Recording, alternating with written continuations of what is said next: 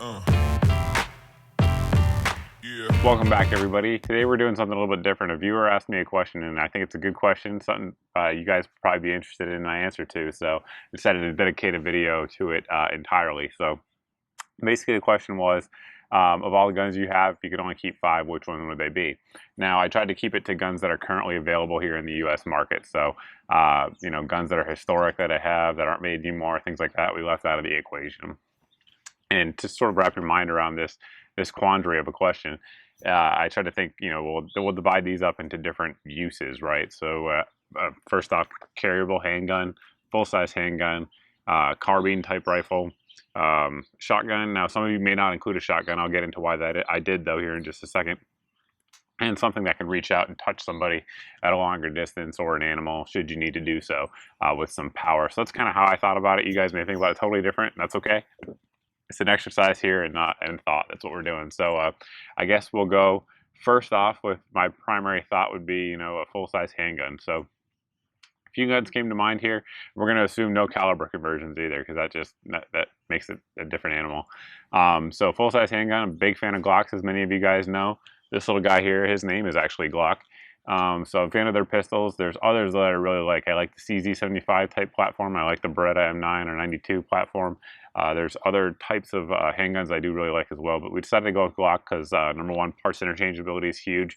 You can always find Glock parts out there. Magazines are, you know, readily available, and we went with a 9mm bottle because 9mm is readily available as well, and certainly is a very capable caliber, so long as you do your part with shot placement. So which one, right? Let's take a look and see. We picked, if I can find it, it's in here somewhere,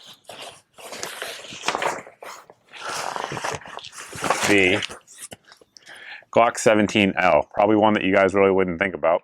It's not all that common out there. Certainly the Glock 34, very good gun as well, in its own right, would probably be my second choice if this one wasn't available. But they've recently made a few runs of these, so it looks like Glock's putting these out.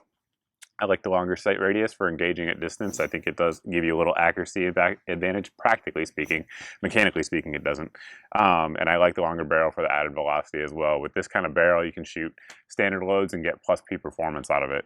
So with no added recoil and no added blast. So I really do like that about the 17L. Really soft shooting gun and very accurate as well. So huge component of the piece. If I could only have 5 guns, would be a full-size pistol for sure, and that's the one we went with in this scenario. Of course, I love many others. The other one I really was debating between was my CZ SP01 Tactical. That thing's a monster too. Next up, I was thinking about concealed carry guns. Now, if I could only have 1 pistol, it would be the Glock 19, but we're assuming we have 5 total, so I choose 2 pistols. Some of you may choose otherwise, but I went with, for a concealed carry gun, again, we wanted to have decent carryability, concealability, and I don't want to say stopping power, but a round that's capable of stopping most threats. So for that, we went with the proven M&P Shield. M&P Shield 9. Excellent gun. It's performed really well here. I have a few of them. I've never had a malfunction in any of them unless I intentionally induced it. So reliability is awesome. You get 7+1 with the base plate, or with the flat base plate, I should say. And we've never had any issues with them, and they conceal really well. There's not a whole lot of times that you wouldn't be able to conceal this pistol. So we went with the Shield 9. I debated a few others. I debated the XDS. I debated the Bodyguard 380.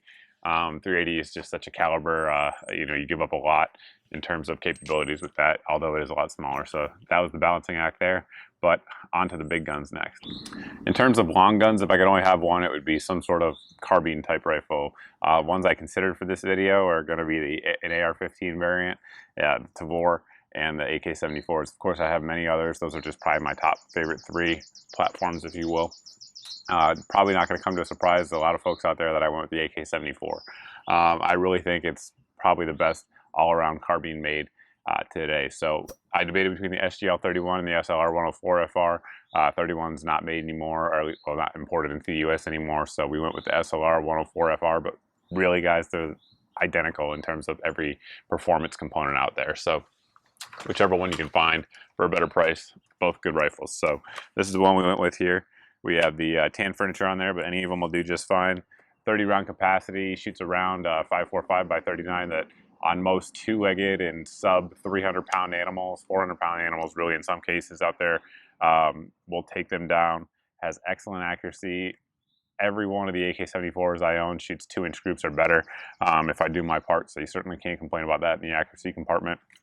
Negligible recoil, and a relatively lightweight system should you have to carry it. So there's just a lot going for the AK-74. I know a lot of people will say the AR-15 is a great rifle, and I agree. AR-15s are great rifles, and have some advantages like mag compatibility and abundance and ammo compatibility here in the U.S. I decided to give that up just because, in my opinion, the AK-74 is just probably the best all-around carbine out there, especially when you take reliability and adverse conditions into effect. It shines there. So that's the carbine we went with. So we'll put that off to the side. I decided to use a shotgun in this top 5, or only 5 if you will. And the reason I did is because it's just so versatile. The loads that you can use in it are insane. You can use anything from birdshot, you know, to hunt if you want small game or something like that. Because I debated a 22 as well, but I decided not to because of the versatility of the shotgun. So you can use birdshot should you need to. Buckshot, you know, if you want to have some sort of a defense against humans, and slugs if you need to reach out a little further and do some hunting with it or anything like that. So, with shotgun, it's a fun game. So we decided to go of my collection with, I haven't reviewed this one yet, but I will. I'll get around to it. I've had it in for a long time though. The Benelli M4. This one here is the H2O version, which is a relatively rare version.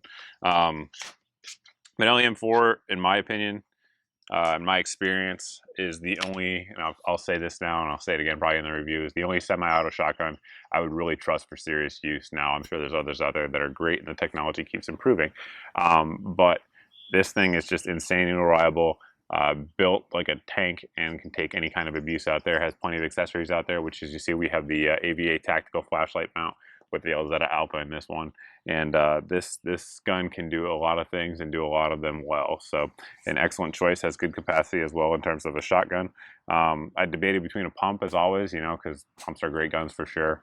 But really this one's performance is just so good that it really will compete in terms of reliability and durability with any pump out there on the market now. It's freakishly expensive. That's the huge downside of it, obviously. These are not cheap, particularly the H2O models. So most folks, this is the gun that they're probably not going to look at or have in their collection, and I fully understand that. This is I think the second most expensive gun I own, so it's super expensive, and that is the big downside. But it is a awesome piece of hardware. So last gun, right, that we had to go with. I debated between going with 2 carbines actually. I thought about an AK-74 and a Tavor, so that we'd have sort of a CQB capability a little bit better, but went back and forth, and I really wanted something that if I wanted to take large game with, hogs, you know, depending on where you live, hogs can be huge. Or if you wanted to be able to disperse lethality at distance, I wanted that capability as well. Debated between one of my bolt action 308 guns. Those are all really good for doing that very accurately, but rarely do you actually need that kind of accuracy in the real world unless you're, you know, hunting at 500 yards or something like that, which by all means people do, and that's fine.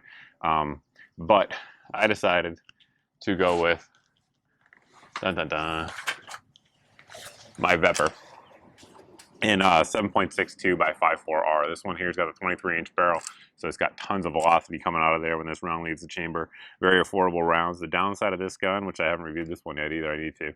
The downside of this gun is the magazine capacity is only 5+1, and the magazines are not, you know, as durable as some of the AK mags out there. So that's the downside of it. Everything else about it's awesome. This one, because of the 23-inch barrel, doesn't have as good of accuracy as some of the other Veprs out there.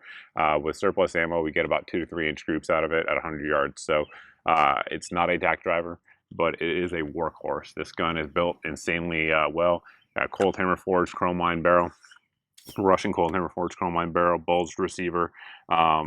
We've obviously put some accessories on there to make it a little more comfortable to shoot. It's got the side rail to add your optics on there if you want to really get out there and shoot some stuff at distance. It'll do it for you for sure. So this is an excellent rifle for all-around capabilities if you need more power or more capability to engaging in distance. So other good options out there as well for sure. You know, 308 bolt gun, like I said, 338 bolt gun. Those are all really good contenders for that type of capability as well. So those are the top 5 that I chose out of my collection. If I had to keep only 5, that's what I would keep.